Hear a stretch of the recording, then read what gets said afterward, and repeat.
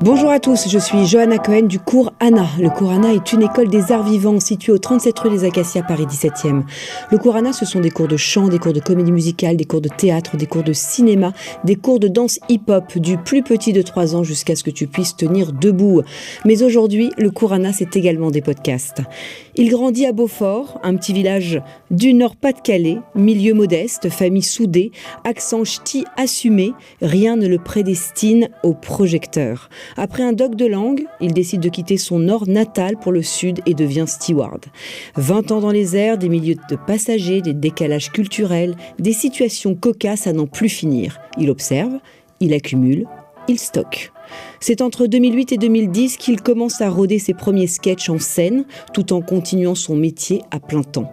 Puis il monte à Paris, pousse la porte des cafés-théâtres, enchaîne les scènes ouvertes. À partir de 2014, il affirme comme auteur-interprète avec son premier one-man show Jean-Phi au sol et en vol, inspiré de ses souvenirs de cabine et de sa vie familiale nordiste.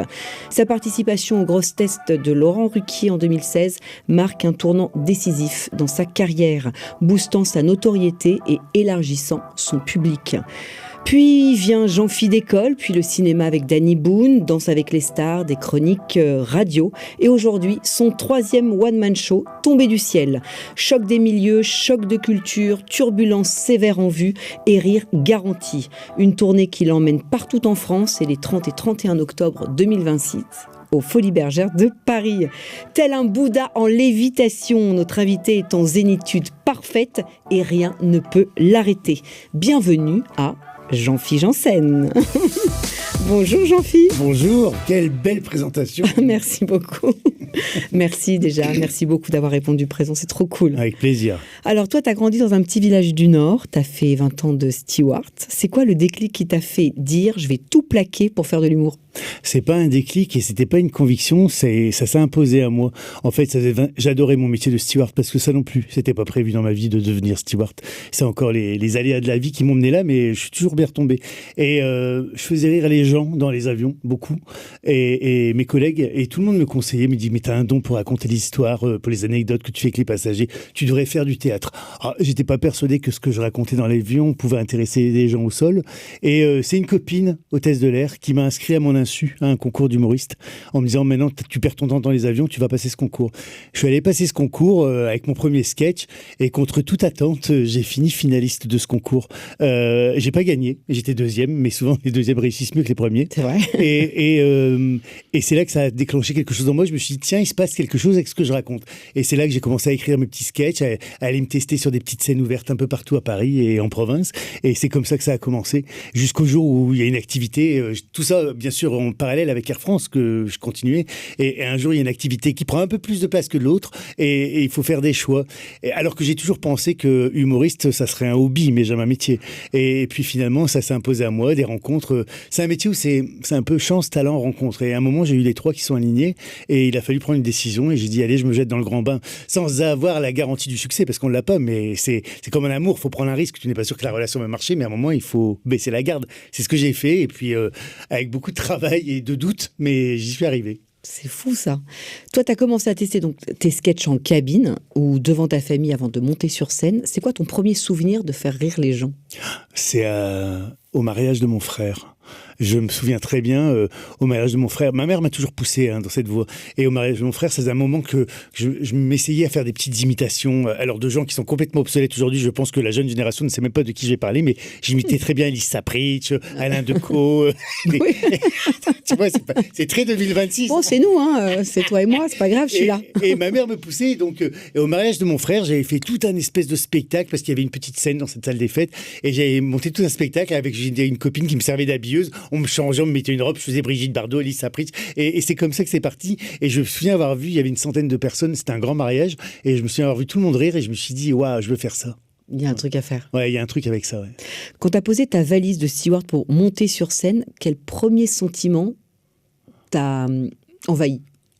Ah, la peur de me dire est-ce que je fais le bon choix, est-ce que tu es sûr que tu veux faire ça, parce que pour la petite histoire, il s'avère que j'ai commencé à faire du théâtre à Paris pile au moment des attentats. Donc les salles de spectacle, si tu te souviens bien, se sont vidées. Il y avait une espèce de psychose ambiante. Les gens n'étaient pas à la fête ni au rire. Et moi, je commençais dans ce théâtre et pourtant, je devais remplir tous les vendredis et samedis. Et il y avait personne. Et je jouais des fois devant 5 personnes, devant 10, devant 15. Et je me suis dit, mon Dieu, tu viens de prendre un congé sans solde à Air France. Est-ce que tu es sûr que tu veux faire ça? Parce que je devais de l'argent au théâtre tous les mois. Enfin, c'était compliqué. Et donc, je crois que c'était la peur. Mais même quand j'ai eu 5 personnes dans la salle, j'ai toujours joué, d'ailleurs, j'ai jamais annulé. Mais s'ils riaient, j'avais gagné. Et en plus, quand tu as 5 personnes dans la salle, je peux dire que ils sont tellement compatissants, en fait, qu'ils sont que 5, que du coup, ils surenchérissent à tout ce que tu dis. Par exemple, tu dis bonjour, enfin... Et donc voilà, tous ces doutes, ils s'estompaient sitôt que j'avais les premiers rires. C'était un moteur, en fait. Ouais, c'est dingue. Les grosses têtes de Ruquier en 2016, c'est le tournant. Est-ce un hasard de la vie ou une rencontre ? C'est une rencontre, c'est un moment, c'est du réseau, les planètes s'alignent et puis tu rentres dans ce microcosme du milieu de l'humour qui est un peu spécial, mais tu fais un premier festival d'Avignon, un deuxième, on commence à parler de toi dans ce petit milieu assez fermé quand même. Et c'est Vincent de Dienne que je rencontre sur un plateau d'humoriste à Toulouse et on parle et puis Vincent dit à Laurent Ruquier, tu devrais aller voir, il y a un steward qui fait rire Avignon. Au Festival d'Avignon. Et Laurent n'avait pas beaucoup de temps parce qu'il s'occupait de Vincent, il le produisait, mais il n'avait pas beaucoup de temps à consacrer parce qu'il vit à 200 à l'heure, il compte tous les vides, Laurent Ruquier. Et il envoie quelqu'un, sa collaboratrice, me voir à Avignon, et elle m'attend à la fin du spectacle et elle me dit « Monsieur Ruquier aime beaucoup ce que vous faites ». Et alors je suis très flatté, hein. Je me dis enfin les gens du métier me reconnaissent et puis d'être reconnu par Laurent Ruquier pour moi c'est très symbolique mais c'est très fort. Et mais à ce moment-là ça me donne pas d'argent, ce nom de trébuchante, ça marche pas vraiment le théâtre. J'ai fait un Avignon catastrophique où je l'ai pas rentabilisé, donc je pense un peu à retourner dans les avions. Et puis il me dit ça au mois de juillet mais il se passe rien, tu vois, c'est juste, oui. Mais j'ai une reconnaissance. Je dis enfin ça arrive. Et puis et il m'appelle en septembre, donc la même année, en me disant « Je suis désolé, ça a pris un peu de temps, parce que vous n'êtes pas connu. Il a fallu qu'on crée un RTL, mais je leur ai dit que quelqu'un qui était steward, qui était ch'ti et qui était gay, avait forcément des choses à raconter, venait faire un essai aux grosses têtes. » Et c'est comme ça que ça a démarré. Et il faut savoir qu'à ce moment-là, on est en septembre, et moi en décembre, je dois retourner dans mes avions, parce que c'est la fin de mon congé sabbatique. Donc c'était la deadline. Et donc je suis allé aux grosses têtes, et je me rappelle de la peur que j'avais au ventre, parce que c'était un petit peu comme, pas comme la dernière chance, mais comme quelque chose où je veux pas me décevoir, je veux pas me louper moi, et puis ça sera une révélation. Si ça ne marche pas, plus rien ne marchera.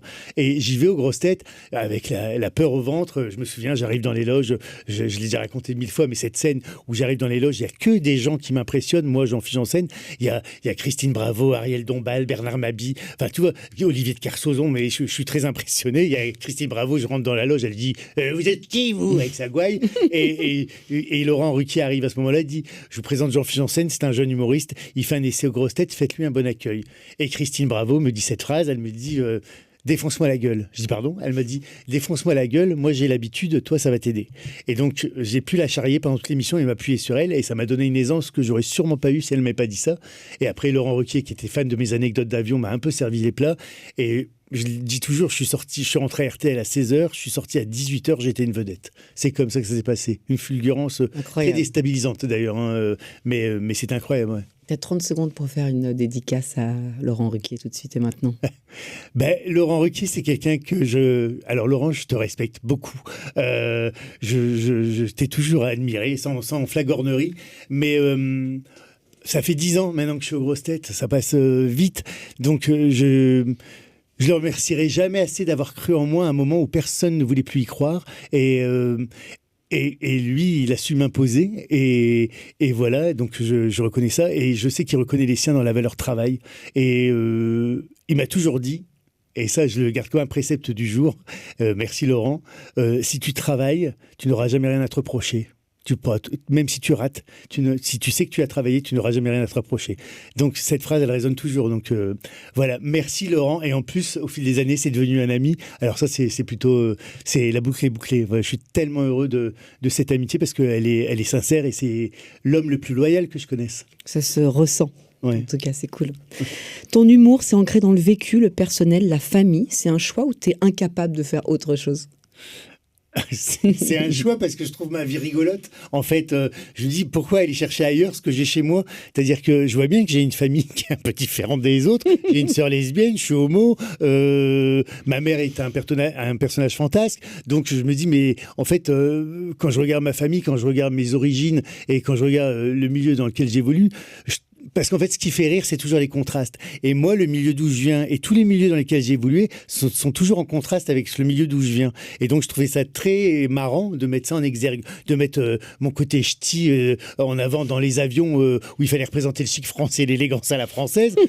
J'avais pas les codes pour aller dans les avions et pourtant, il a fallu m'adapter. J'ai tout appris sur le tas. Et c'est comme arriver dans le showbiz, j'avais pas les codes. Je t'assure que j'avais pas les codes non plus et j'étais pas attendu dans le showbiz. Donc, on m'a un peu regardé. Voilà, c'est Laurent qui a su m'imposer. Puis après, à force de travail et puis de reconnaissance, j'ai enfin reconnu ma légitimité dans ce milieu où pourtant j'ai eu pendant beaucoup de temps le syndrome de l'imposteur. Voilà, parce que j'arrivais de nulle part. Après 40 ans, c'est compliqué de changer de vie.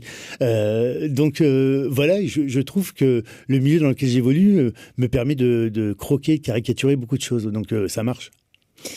Y a-t-il des sujets que tu refuses d'aborder sur scène ? La politique.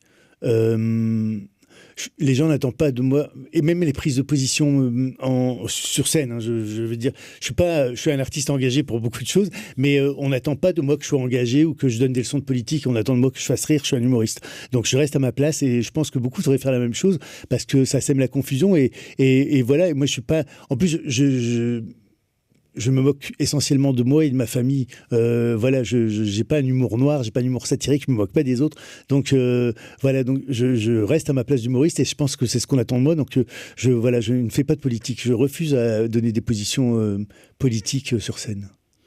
Le rire, c'est une arme ou un bouclier pour toi ? C'est les deux. C'est les deux.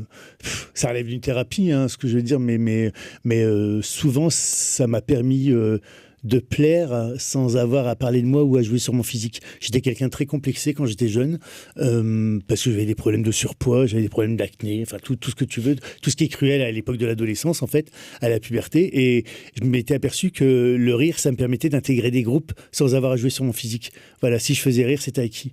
Donc j'ai vite compris ça et c'est un système qui m'a permis de traverser beaucoup de choses et d'être là où je suis aujourd'hui, je pense. Mais t'es un beau mec, hein ?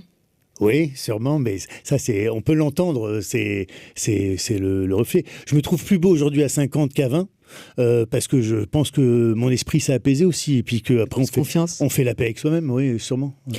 On va parler un peu de Tomber du ciel. C'est ton 3e spectacle. Qu'est-ce qui est différent cette fois dans ce que tu as voulu dire et dans ta façon de travailler ? Alors le premier, tu sais, j'étais catapulté de nulle part, je sortais de mes avions. Faut savoir que 3 mois avant de monter sur scène, je servais du poulet et du poisson dans un avion. Enfin, c'est quand même différent. Et donc, je faisais rire. Ce que je connaissais mieux, c'était mes caricatures d'avion, mon accent ch'ti, ma famille. Et ça a cartonné avec ça. C'est ce qui m'a fait sortir du lot. Et je me suis dit, mais pour le troisième, enfin, parce que Au sol et en vol et Décolle, c'est un peu le même spectacle remasterisé. Il y a la version avant que je sois connu et la version quand j'ai été connu. Mais Tomber du ciel, du coup, je me sentais attendu. Quand c'est le 2e spectacle, tu te sens attendu parce que les gens t'attendent et les professionnels t'attendent en disant qu'est-ce qu'il va bien raconter maintenant. C'est un examen de passage. C'est où tu réussis, où les gens vont dire ah ben c'est toujours la même chose. Tu comprends ? Et j'avais des gros doutes et j'ai eu la page blanche et j'ai eu des grosses angoisses et je me suis dit ben le premier spectacle, les gens sont venus pour me découvrir. Le 2e, ils viennent pour me connaître. Donc il faut leur donner un peu plus de moi. Donc je me suis entouré de professionnels. J'ai pris un grand metteur en scène qui m'a emmené sur des terrains où je ne serais pas allé forcément tout seul. Le terrain de l'intime et de moi, il est beaucoup plus personnel. Et même si ça est fait avec beaucoup de dérision, il y a quand même beaucoup de vérité dans ce 2e spectacle. Il est plus tendre. Les gens disent drôle et tendre. Voilà. Et ben c'est exactement ce que je voulais leur donner. Et du coup, je pense que le pari réussit parce que ce 2e spectacle a pratiquement une plus belle vie que le premier. Le premier, il était extraordinaire pour moi et puis c'est mon bébé. Mais le 2e, c'était une espèce de truc où moi,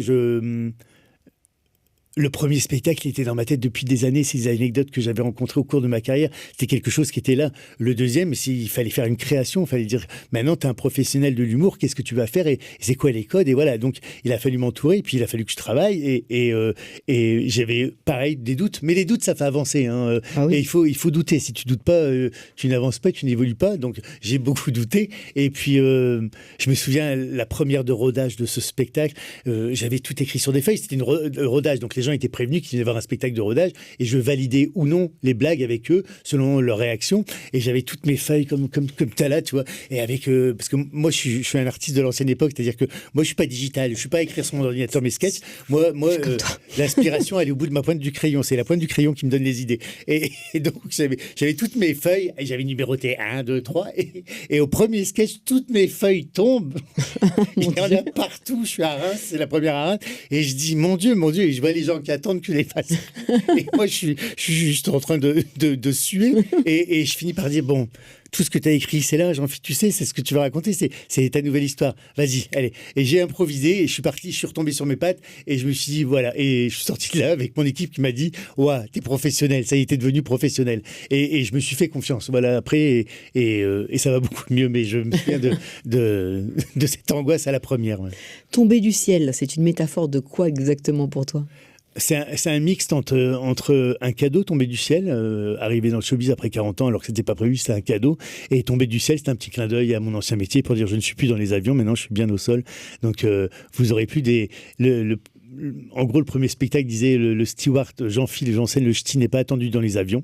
Et le deuxième, c'est Jean-Philippe Janssen n'est pas attendu dans le showbiz. Donc, c'est ce que je voulais marquer, que la transition c'est encore des milieux contrastés, en fait. C'était, voilà, le showbiz et moi, il y a un gros contraste, et l'avion et moi, il y avait un gros contraste aussi. Donc, c'était ça, un petit clin d'œil, avec la chanson de Digelin, que j'adore, qui résumait bien toute ma vie. Dans ce spectacle, tu parles de l'internat chez les bonnes sœurs, de tes premiers déboires médicaux. C'est difficile de mettre des moments intimes comme ça sur scène devant des milliers de personnes? Ouais, oui, parce que c'est le metteur en scène qui m'a poussé dans mes retranchements, parce que je voulais pas, je sais pas, j'ai une espèce de pudeur où je pense qu'il fallait pas tout dire, mais après, et puis. Mais le fait d'en parler sur scène, ça traite aussi le problème. Hein. C'est un peu une thérapie pour moi. C'est le meilleur psy, c'est mon public. Bien sûr. Mais ouais, les déboires médicaux. Mais finalement, c'est universel parce que ce que je raconte arrive à tout le monde. Moi, je prétends pas être quelqu'un d'autre. Je suis monsieur et madame tout le monde. Sauf que j'ai les projecteurs sur moi et donc les gens se retrouvent beaucoup dans ce que je raconte parce que j'oublie pas d'où je viens. Et j'ai remarqué que pour les gens, je suis comme eux, mais de l'autre côté. C'est-à-dire que tout ça m'arrive après 40 ans. J'ai une vie classique avant, même si je suis steward, mais j'ai une vie de travail. J'ai connu la précarité, j'ai connu les problèmes financiers parce que j'ai fait des mauvais choix dans ma vie, notamment les choix des mecs. C'est toujours eux qui m'ont coûté beaucoup d'argent. Et du coup... voilà, donc je pense que beaucoup de gens se reconnaissent dans ce que je dis parce qu'ils disent, tiens, il a les mêmes préoccupations que nous. Je me suis pas envolé, je gagne bien ma vie aujourd'hui, machin, mais je fais savoir que j'ai eu beaucoup de dettes toute ma vie avant, mais je suis encore en connexion avec la réalité de la vie, la conjoncture. Je vois mes parents leur petite retraite. Pour moi, j'arrive à dire qu'un objet est cher si je trouve qu'il est cher et que c'est abusé. Je vois pas l'intérêt de payer une salade César 60 € à Saint-Tropez parce que t'as Saint-Tropez, parce que ça reste une salade César. Il y a pas de caviar dessus. Tu vois, j'ai encore ce côté très terre à terre. Les pieds sur terre. Ouais, que je suis en phase assez avec les gens et mon public. Je pense que j'ai les mêmes préoccupations qu'eux. Éric Théobald, que j'ai connu, incroyable, signe la mise en scène. Comment vous travaillez ensemble? Il te cadre ou il te laisse faire? Ah, il fait les deux. Il fait les deux. Après, c'est un metteur en scène que j'écoute parce que tout ce qu'il m'a conseillé de faire et que j'ai mis en application a donné les résultats escomptés, même plus. Donc, à partir du moment où je suis en pleine confiance avec lui, j'écoute religieusement tout ce qu'il me dit. Sauf que des fois, il y a des propositions auxquelles je suis pas obligé d'adhérer à tout. Mais j'ai remarqué, quand je lui propose un truc ou que je lui propose un changement, il est d'abord dans l'opposition systématique. Il dit non, voilà, et presque un peu sanguin. Et puis après, il réfléchit. Mais la collaboration des deux univers de lui et de moi, ça donne beaucoup d'émotions. D'ailleurs, souvent, quand je fais des grandes scènes ou que j'ai fait la Madeleine, on va faire les Folies Bergères, on a fait un Zénith la dernière fois. on pleure tous les deux dans ma loge parce qu'on est content de la réussite et qu'on se revoit galérer, écrire, penser à cette scène. S'insulter. Oui, déclencher l'émotion là, parce que c'est comme un amoureux, un metteur en scène, hein, parce que pendant toute la création du spectacle, on vit ensemble et on s'énerve, on s'agace, on s'adore, mais de ça, il doit ressortir quelque chose et c'est l'essentiel. Donc j'ai un lien très fort et solide avec Éric Théobald. Ouais. Tu as joué aux Champs-Élysées, tu vas jouer aux Folies Bergères. Est-ce que la taille de la salle change quelque chose dans ta façon d'être sur scène ? Oui, mais ça reste encore des salles à taille humaine. J'ai beaucoup plus peur d'un zénith, parce que je vais en faire, mais parce que j'ai besoin de cette proximité avec les gens. Dans un zénith, alors j'aime bien, mais dans un zénith, tu as une espèce de mur d'énergie devant toi. Dans une salle, même comme à la Madeleine ou comme aux Folies Bergères, tu vois les gens. Et moi, je descends dans la salle, en plus dans ce deuxième spectacle. Ça, c'est quelque chose qu'on a mis en place pour le rodage, de descendre dans la salle pour avoir des interactions avec les gens qui pourraient générer des vannes pour le spectacle. Et quand le spectacle était terminé, j'ai dit à Éric, je voudrais garder ce moment où je descends dans la salle. Donc on prétexte un faux entracte et je descends dans la salle et j'alpague les gens. Et les gens adorent ce moment et les gens sont jamais avares de parole, ils ont toujours envie de me parler, ils sont jamais timides et ils me donnent de la matière. Donc j'ai une vraie relation avec le public. Donc non, je pense que je joue de la même façon, en fait, dans toutes les salles. Ouais, c'est une façon d'être et puis de regarder les gens, mais il faut que j'ai cette proximité avec le public. Ouais. Il y a des soirs où ça ne prend pas, et quand ça arrive, t'es comment après ? Alors, il n'y a pas de soir où ça prend pas. Il y a des soirs où tu es peut-être moins en forme, où tu as peut-être... Tu sais, c'est comme quand j'étais steward, quand tu as des problèmes, tu dois laisser tes problèmes à la porte de l'avion quand tu montes dans l'avion. Tu rentres dans un rôle, c'est celui d'Air France, tu étais un steward.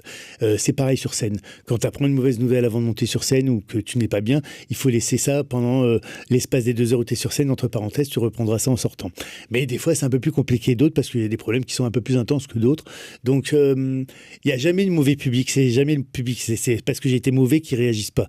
Donc, quand je vois qu'ils réagissent moins bien, ça me donne une petite d'alarme en disant là il faut aller les chercher parce que les gens selon les régions et selon les endroits réagissent pas forcément aux mêmes choses et aux mêmes endroits, donc c'est pour ça que c'est du spectacle vivant et que la chose que tu présentes n'est jamais la même parce que donc tu peux pas te reposer sur toi, c'est pas possible, il faut aller chercher les gens et si tu ne les as pas eu ou tu décides toi, c'est parce que toi tu as été mauvais mais c'est pas les gens.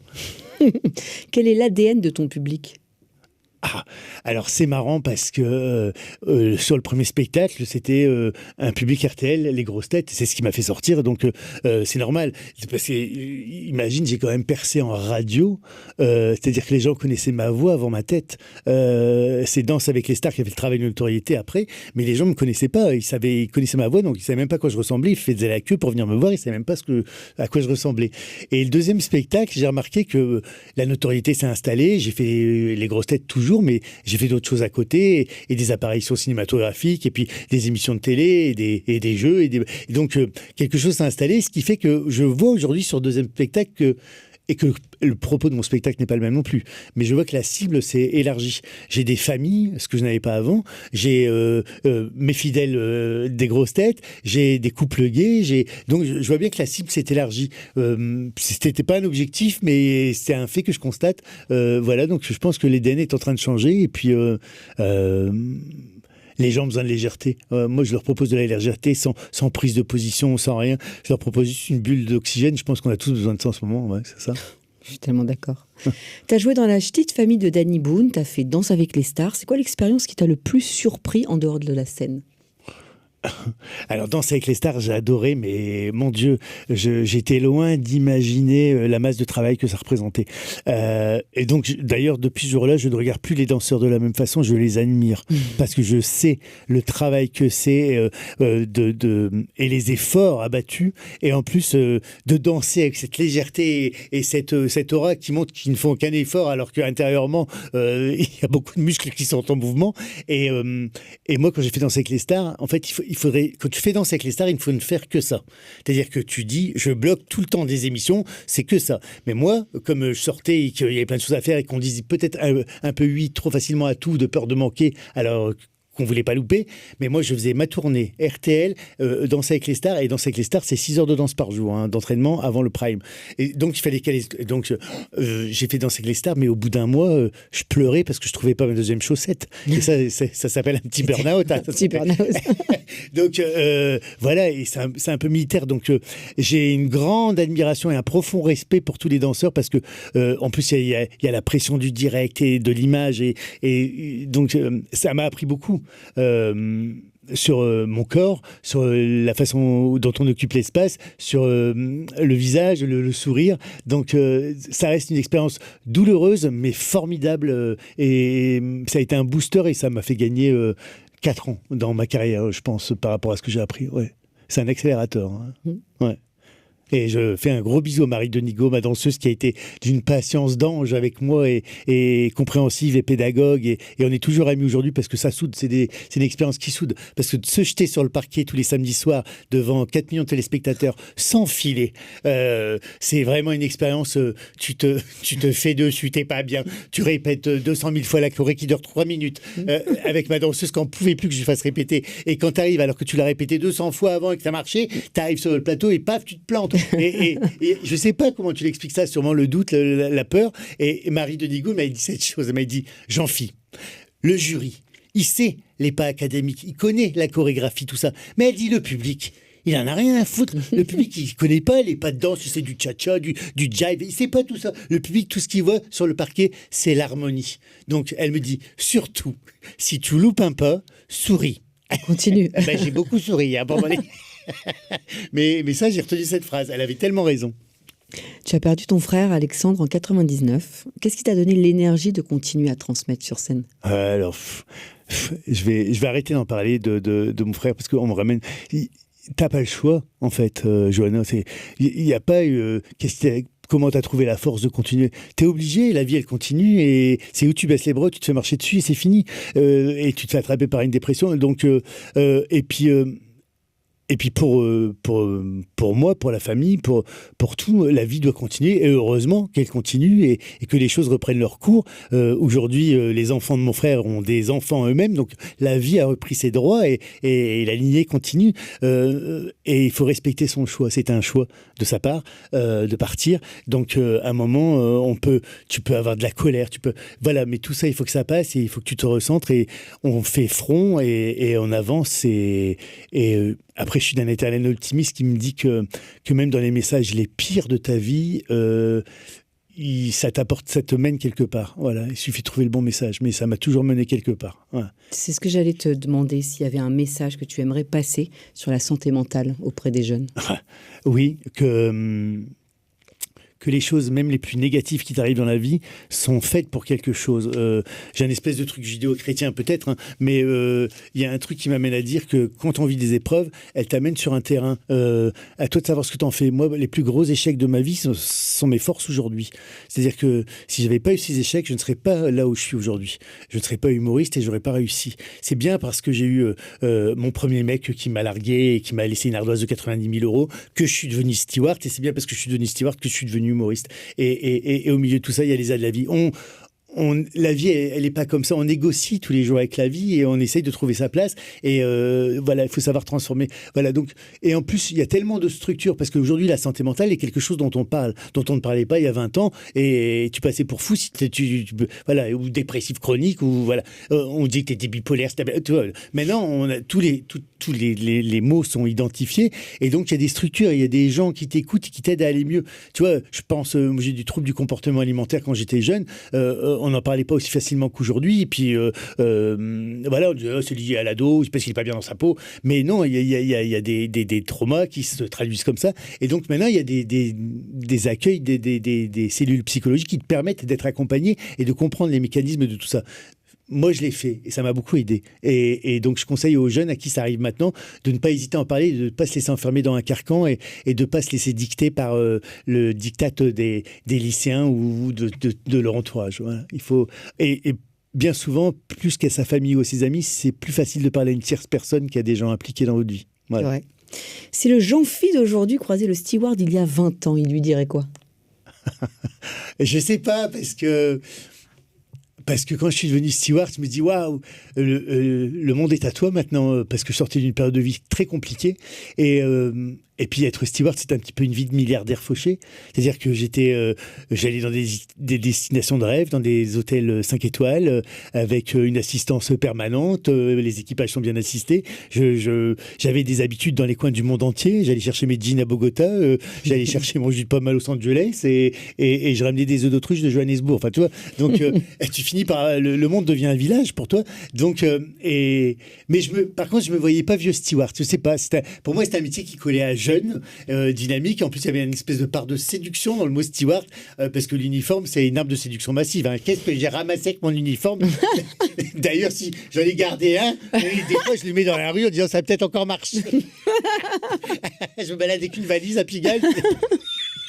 Mais je dirais aujourd'hui, finalement, tu l'as fait le temps qu'il fallait avant de t'aigrir, parce que c'est un métier qui est compliqué, qui est difficile, et j'ai toujours une pensée émue et un profond respect pour mes collègues qui sont toujours dans les avions, parce que c'est un métier qui tente à changer, parce que les compagnies ont moins d'argent qu'avant, parce que le monde a changé, parce que la géopolitique, parce que la sûreté, parce que le 11 septembre, c'est un métier qui est surexposé souvent aux crises, et donc je pense que ce métier est peut-être beaucoup moins agréable à faire aujourd'hui que moi quand je l'ai fait il y a 20 ans. Donc voilà. Donc finalement, je me dis, je suis peut-être parti au bon moment, et j'aurais réussi à pas être un vieux steward. Et là, après les Folies Bergères, c'est quoi la suite? C'est les folies tout court.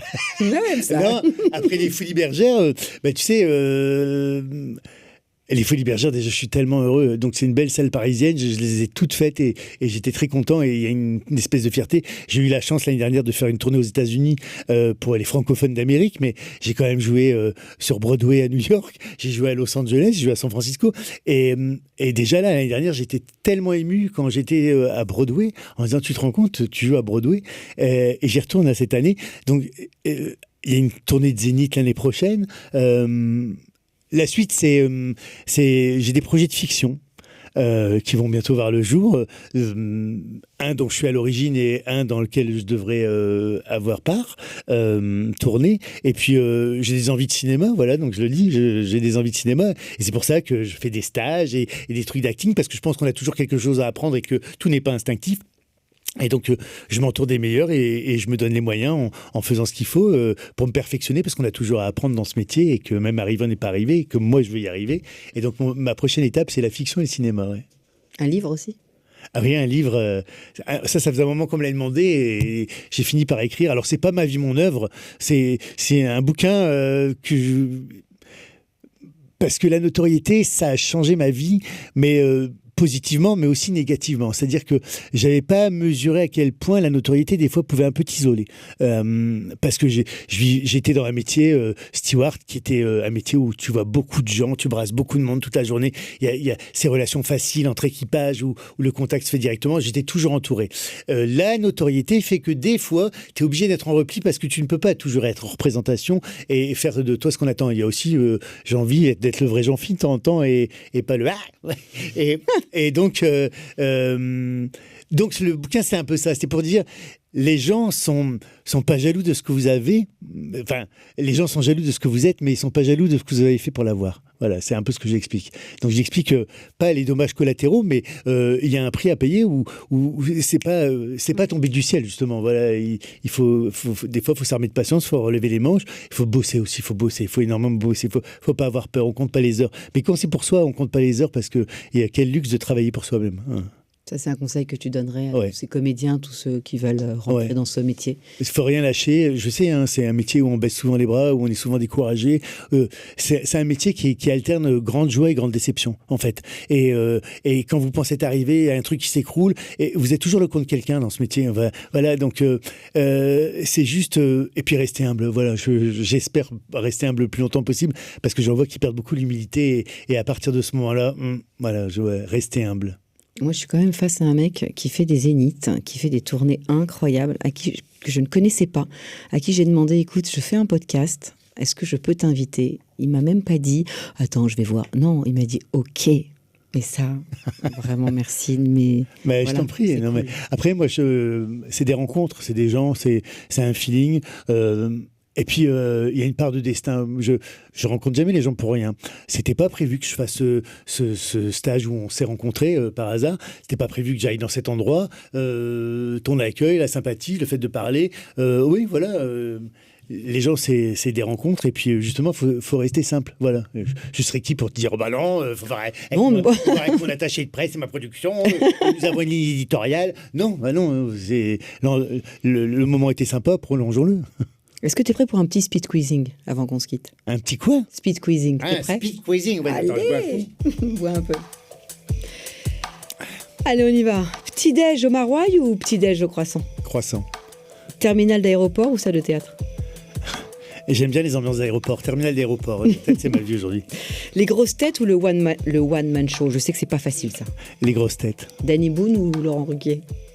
Laurent Ruquier. Le pire passager que tu as eu dans un avion en un mot? Non, on s'est battu à Rio.